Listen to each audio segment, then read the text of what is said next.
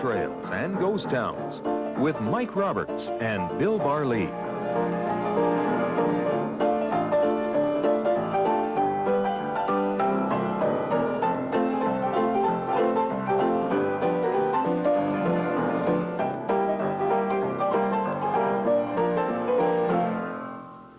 Welcome to Gold Trails and Ghost Towns. I'm Mike Roberts with Bill Barlee, who is our resident expert, a placer miner, former school teacher, historian, collector, and today we're going to be taking a look at a town in the very south-central part of British Columbia, very close to the American border. It's called Rossland. What's special about Rossland, Bill? Rossland was the most famous gold town in British Columbia in the 1890s, and probably right up through the middle part of the teens. And it was so famous it became known as the Golden City. How did it compare as amount of gold, say, as compared to Barkerville, which predated it? Took out more gold than Barkerville, probably. Depends upon which figures you use, but certainly one of the mines in Rossland produced over 20 million at the time. That was the famous Leroy. And this would be equivalent to, Mike, if we took the gold price today, over $600 million out of one mine. So the mines in Rossland at today's gold price produced well over $1 billion. $1 billion. A lot of money. Now, we've heard about some very strange characters who've discovered mines, circus performers who've discovered ore bodies. Who is responsible for discovering the ore in Rossland? Again, two French Canadians. One who took all the credit, and the one who really deserved the credit didn't get it. Now, in 1890, a number of miners were streaming over the old Dewdney Trail. And two of these miners, a guy called Oliver Bordeaux and a guy called Joe Morris, were working on a claim down there called the Lily May, and this was in the South Belt region, south of Rossland, and south of a peculiar volcanic cone called Red Mountain. Now, they could see Red Mountain across the valley, but they kept on working on the Lily May until another man arrived on the scene, and his name was Joe Bourgeois. And so Bourgeois teamed up with Morris. By this time, Oliver Bordeaux went another area, and they began working towards this volcanic cone. And as they went across the valley, Morris staked a mine called the Home Stake, and then in the early part of July 1890, they went up a draw which was later called War Eagle Draw, and as they came up this draw, they began picking up pieces of float. And float, what's that? Well, float is ore that has come off the main vein somewhere, and the float was very rich looking, at least to their eyes, and they were fairly experienced. And they staked 4 claims. They staked the Virginia, the Idaho, the War Eagle, the Center Star, and then, although they were not allowed to, they staked another extension, which they called the Lawise. And then on the 4th of July, which was the big holiday in the Kootenai country, because most of these miners were Americans, they decided to go to Nelson to replenish their supplies and assay these samples they'd taken. So they took the samples to an assayer in Nelson and found that the richest sample only assayed $3.25, and some of them didn't show any metallic content at all. No gold, no silver. They didn't know, but they'd gone to an assayer who wasn't experienced. And at that precise junction, an individual walked down Baker Street in Nelson, a very fascinating man. His name was Eugene Sayre Topping. He'd been an Indian fighter and a poet and a newspaper man, and he had been a jack of all trades. He was an entrepreneur. At that time, he was deputy to mining recorder. And so they said, Topping, are you interested in these samples? So they showed him the samples, and Topping had a very good eye. He looked at the samples, decided he'd take a chance. They said, look, if you'll pay $12.50 for recording these claims, we'll give you your choice of the 5 claims. So Topping, smart boy, took the samples to the best assayer in Nelson, and he came back with assays of 2 and 3 ounces per ton in gold alone, which was spectacular. Well, he neglected to tell, of course, Morris and Bourgeois of his results, and a couple of weeks later he went back with them to Rossland, and they walked along what is now known as Red Mountain, and he walked over all this ground. And as he walked over the Virginia, he liked it, but not that much, and the Idaho was fairly good, and the War Eagle was better, and the Center Star was better yet, but as he got out the edge of Red Mountain, he was on the Lawise. And he said, this is what you call the Lawise? He said, I'll take it, but I'll call it the Leroy, the king. And so in French, he called it the Leroy, and he bought it for $12.50, and that was the beginning of the Rossland rush, because the strikes on Red Mountain were absolutely spectacular. And what happened, of course, is that he sold his share in the Leroy, all of it, for about $30,000. the Leroy produced millions and millions and millions of dollars for a bunch of sharp operators from the Inland Empire around Spokane. Okay, we're going to talk about Rossland today. When we come back, we'll see some of those wonderful historic photographs that tell us so much about that time when Rossland was the Golden City. Be back right after this break.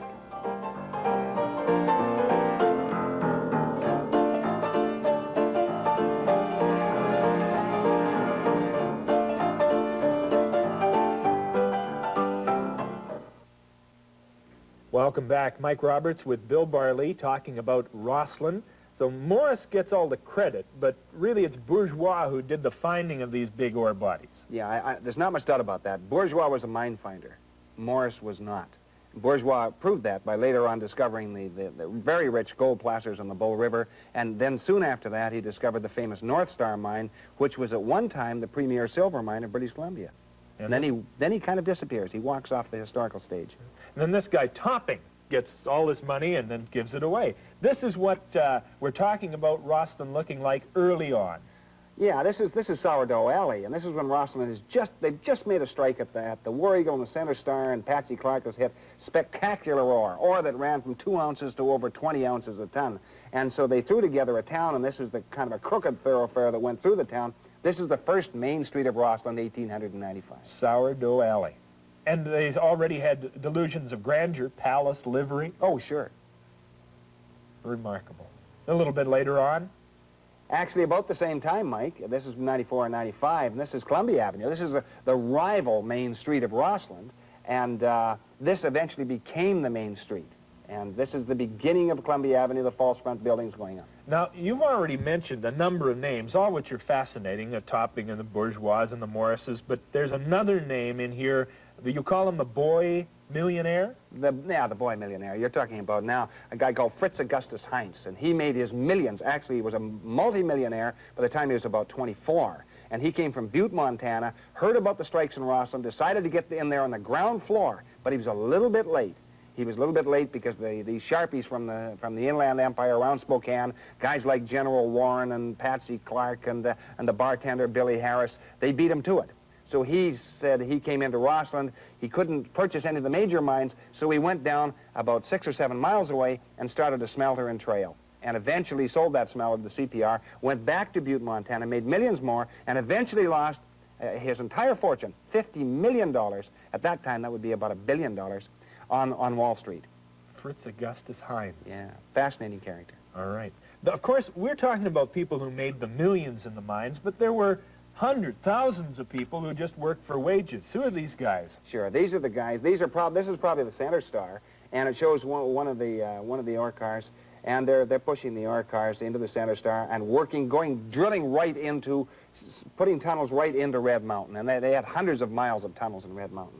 Now, we've talked in other shows about the Sticking Johnny, and that's what we've got right here. This is, we finally meet the ever-popular Sticking Johnny. And what precisely is it? Well, the Sticking Johnny, they'd have a little candle right here, and they would stick this into one of the timbers, and this would let them, they'd be at the face of the ore, and they could see when they were trying to drill out the ore. So really their only light being down in the mines was from this candle? At that time, yes. Later on they'd use carbide lamps. So we have a carbide lamp here, which is, when did it come in as compared to the candle? Well, the hard hats and the carbide lamps came in much later. This would be 1920s when Rossland was approaching the end. And we've talked with about carbide lamps before. There's a fluid that goes in the top here. What's that, just water? Yeah, just water. And carbide, what is carbide that goes down to the bottom? Carbide acts with the water itself. The water drips on the carbide and produces a spark, and then you have a flame varying from a few inches to a couple of feet if you want. So a guy would light his lamp by just having the flint in there and flick that, and that would set the gas off. And yeah. I guess this would show a heck of a lot better than that little candle would. Oh, yeah, much better. Why, being down in the darks of the mines with only a candle, you had to be a nerves of steel kind of person. Some of the miners grew to like it. They grew to like it. Yeah. Well, they were a strange brood, I guess. Yes. Where are we looking here? What part of the country are we looking at right now? This is the War Eagle and probably the nickel plate beyond that, and two of the mines on Red Mountain. And, you know, it shows some of the activity. Those are large mines. It's pretty impressive. What's the walkway or the some sort of conduit that goes up to that stack in the center of the picture? Yeah, well, they worked winter and summer, so that was a covered walkway, so they wouldn't be slipping on the ice, so they actually covered the walkway to get to the shaft house on top. All right. And that's one of the mines? Yeah. And this shows the Center Star and the War Eagle, another shot, and two of the other mines, and two great producers in Rossland. Now, with the War Eagle and the Center Star, they're two separate mines, two separate shafts, two separate claims? That's correct. They're close together. I mean, they're side by each up here. Yes, they are, and they became so famous that eventually these Rossland mines led to the commencement of the Toronto Stock Exchange. Is that right? Yeah. Now, so each one of these mines, there was no sort of centralization. These were still owned by separate people and still produced that way. Yes, they were. They were separate entities. And this shows sort of the three of the major producers. Yeah, it shows the major producer on the right-hand side, and that is the famous Leroy. Which was, what was it called originally when this guy topped? It was called the Lewis originally, but it produced about 40 tons of gold alone, as well as silver and copper. And then it also shows the War Eagle, and over on the left-hand side, it shows the Josie, which was also a very good producer. We used to play on these mines when I was a kid all the time. Because you grew up in Rossland. Yeah, I spent many of my formative years there. Fire is so much a part of every town we've talked about, it seems to me. Did the whole town of Rossland go with this one? Not in this one. This is 1902. In fact, the infamous International House or hotel on the right-hand side was not affected. This is looking up Spokane Avenue, and it was a fairly serious fire, but not as serious as the fire of 1929. Tell me about there's probably a story in the International House. There's always one of these places. Yes, unfortunately, most of the stories can't be told. They were high-stakes gambling games. It was open 24 hours a day, 7 days a week, and there were some infamous characters frequented the famous International House. And there had to be a man bigger than the Times itself to control this activity. Yeah, this is Big John Kirkup, or Big Jack Kirkup. He was the mountain sheriff in Rossland for about a year and a half, and he was probably the most famous lawman in British Columbia in his day. Was about 6 feet 5 inches tall, weighed about 315 pounds, and kept the law with a shot-loaded cane, and also carried a Colt as kind of backup. Now, that's a bit of a rarity, isn't it? In Canadian history, a Colt sidearm is not what you'd regularly find. Well, it's debatable, Mike. In early years, perhaps that's true. But certainly, this, by the way, is Kirkup's original Colt, and 1875, and he carried that in case he needed backup, but usually he didn't. His lead-shot cane would serve the purpose perfectly well. Oh, sure. He walked into Spellman's Saloon in the early years when he was there in Rossland, and they were shooting at each other. The gamblers, a high-stakes poker game came apart at the seams, and he just waded in with a shot-loaded cane, and about 5 minutes later, he was the only guy left in the saloon. Some of the characters you're talking about, some of the ladies of the evening, Scrap Iron who?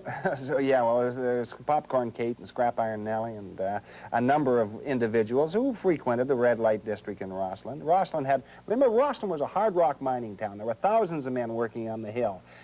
Columbia Avenue was busy day and night. It had over 40 hotels. It had 2 railroads coming into the town. It had an opera house. It had the Rossland Club, where all the major deals were struck. The famous Allen Hotel. So it was the 4th largest city in British Columbia, and people thought it would last forever. They thought the mines in Red Mountain would go down probably 3,000 or 4,000 feet, and some of them went down over 1,000 feet. Remarkable story. This is all perking along around 1900 in south-central British Columbia. Right. Yeah, perking along, to say the least. There's I guess, an early shot showing just sort of the commerce on the street, right? Yeah, that's close to the turn of the century. And this is actually a parade. It's probably either 4th of July or 24th of May, and I would think 4th of July, this particular one. And it shows some of the floats, put out by the various businesses in Rossland, and a bit of a crowd gathering on the street. So a little hard to date some of these photographs, but what you've identified is that there aren't very many power poles in that shot, but here you even see the West Kootenai Power and Light sign. That's right. You can see that on the left-hand side, and the West Kootenai Power and Light started in 1896. So this is probably just after the turn of the century. And it shows Rossland, this winter scene in Rossland, and winter lasts there about 6 months, and on the right-hand side is Mount Roberts, and over to the right of that, beyond the picture, would be Red Mountain.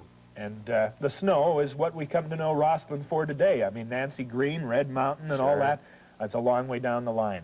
As you already pointed out, you were raised in this country and picked up hundreds and hundreds of coins and tokens throughout that area. Yeah. And where did you find most of these? Most of these were found on the boardwalk in Rossland, and we found them between what we call the bus depot and Hunter Brothers' big store. And we would go there as kids and just look through the sand and gravel underneath and didn't think of screening it at all, Mike. Yeah. And as soon as we got some coins, which are usually Victorian coins, occasionally a gold coin, we would run off to the theater and spend our easily gotten gains. Some of them are wonderfully struck. This one with a very fancy outside DS pounded in the middle. Would that indicate the guy who owned it? That's right. And that's one of the only maverick on all these tokens here. In other words, we're not sure of the owner there, but it was found under the boardwalk in Rossland, so we assume it was a Rossland token. So there are little treasures, and these are some of them. And some, I guess they're now encased in the concrete of the existing town. Oh, certainly. I mean, that's all. The original boardwalk, which was standing when I was a kid, is now gone. It's asphalt. They had lots of things to occupy their time, obviously working 12 hours a day in the mine, but occasionally they got a day off. What are they doing here? Actually, the early mining law was changed to 8 hours a day thanks to Rossland miners and the Rossland Western Federation of Miners. So that these guys worked 8 hours a day, but they worked usually 7 days a week. But occasionally when a holiday came along, they'd have a drilling contest. This is a single-jacking drilling contest, and a guy was given 15 minutes to drill as deep as he could into a solid piece of granite. And if he was successful and beat everyone else, there would be a considerable prize of several $100s and thousands of dollars changing hands between the onlookers who would bet on the various teams. We should have a single jacking demonstration here, because I don't think anybody knows what it is to drive a piece of square steel into a rock. Well, actually, the steel is eight-sided, and what they did, it was a double jacking contest. One man would hold the steel for a couple of minutes, and the other one would turn it about an eighth of a turn each time, and he would be hit with a sledgehammer and drive it down. Then they'd have change steel, and they'd quickly change in literally a second or two. And the other man would take over because, of course, pounding the steel and it was the most difficult work. And how far could they get into a piece of granite? Probably over 40 inches, a very good team. And that's in 15 minutes. 15 minutes? Yeah. And the reason for that, obviously, is to what? Put a charge in and blow it up and get the ore down? This is to see how fast they were in the mine. Gosh, and they had to do that all day. That was their job. Yeah, they wouldn't work at that pace all day. What are these guys doing? This is a hose reel race in Rossland in 1913. And they would run down the street for about 100 yards and see how long it would take them to run 100 yards, and they would get a prize for it. You can see the opposing team, one of the opposing teams off on the left-hand side, watching their rivals run down the street. Casting aspersions on their attempt, undoubtedly. Yeah, and this is the way they went to the fires. Dragging a hose reel, and did they have fire hydrants and stuff like that there, or did they have to carry pumper trucks? What did they... Oh, no, this was before the pumper trucks. Yeah. And here's a parade. It seems that the historic photographers came out for parades. Yes, indeed. This is looking up Spokane Street, which is just off Columbia Avenue, and this is probably 1914, late August of 1914, and this was the first contingent of Rossland men to go to the Great War, the World War I, and this is probably the 54th Kootenai Battalion. And it's unfortunate, but most of the men who went in the first contingent of the 54th Kootenai Battalion did not return. It was literally annihilated in the various battles of World War I. You had a couple of uncles who were in that battalion, weren't you? Yes, one of them was in the 54th Kootenai and the other was in an Okanagan regiment, and they're both 19 years old, and they died within 24 hours of each other. Big men, 6 feet 1 inch tall, but really they were just kids. They were 19 years old. Not many came back, and so many volunteered and went. Yes, that's true. Remarkable story.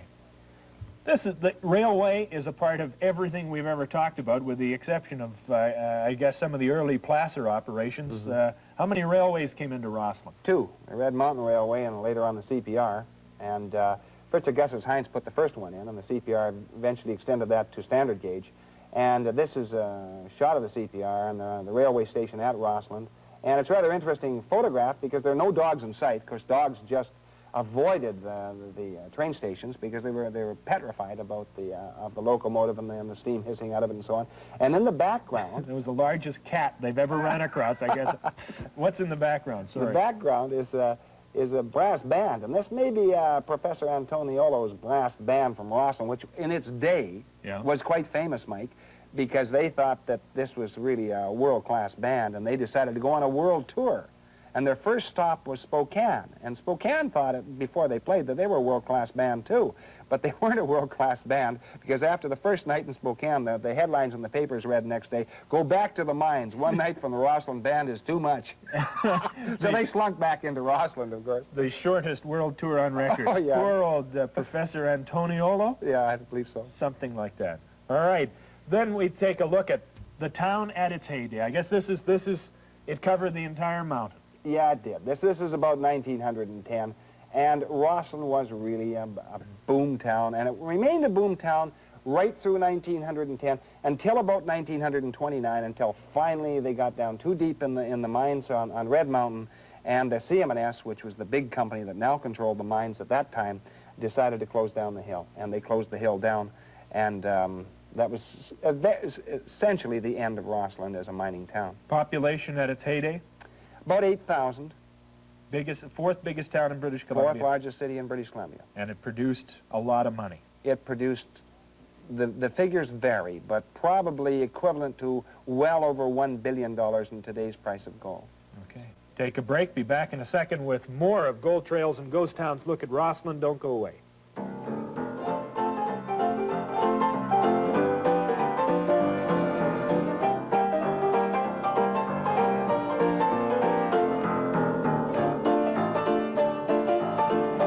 Roberts with Bill Barley. Gold Trails and Ghost Town is looking at Rossland today. Treasure stories are always a thing I like to touch on. We can't tell maybe the best Rossland treasure story, but we can tell about a lost mine. Yeah, there's several supposedly lost mines in the Rossland area. One was the famous Iron Door. And whether or not it exists, we don't know, Mike. But the possibility is still there because Rossland wasn't just Red Mountain. There was the South Belt region, there was the OK Mountain, there was the Velvet area. So there were a number of areas around Rossland that produced prodigious amounts of gold, especially in the OK Mountain region where the so-called Iron Door mine is supposed to be located, somewhere in that area, because they had mines like the IXL and the Midnight and the Snowdrop. And some of those mines were so rich, they produced the second richest ton of gold ore in Canadian history. 1 ton yielded almost $500,000 in gold at today's prices. 1 ton, which is about this big. That ore, what that was a huge amount of gold in each bucket load. It was spectacular. That was the Linds and the Osings and all these old leaser miners who knew the Rossland area extremely well. And it was probably richer than that because they had it actually piled outside in one of the CM&S areas. And as each man came off shift, he helped himself to the best ore. So all they got was the second-rate ore, and that proved to be astonishingly rich. Now these guys were I guess the originators of conspicuous consumption. Were they? Oh yeah, they were doing so well that some of these guys were buying themselves a new car every few weeks. It was just that good. They just buy one, wreck it, and buy another one. That's right. It was in the midst of the Depression, too. Why do you refer to it as the lost mine? I mean, how can you lose a mine, especially with all the tailings and stuff associated with it? Well, you know, a number of lost mines have been found in that area and also lost, and we do have definite proof. We'll save most of that for another program, but there's some fascinating stories out of the Kootenays about lost mines or lost leads. All right. Bill Barley, thank you very much. The story we've been looking at is Rossland, the Golden City. Join us next time for Gold Trails and Ghost Towns. Bye-bye.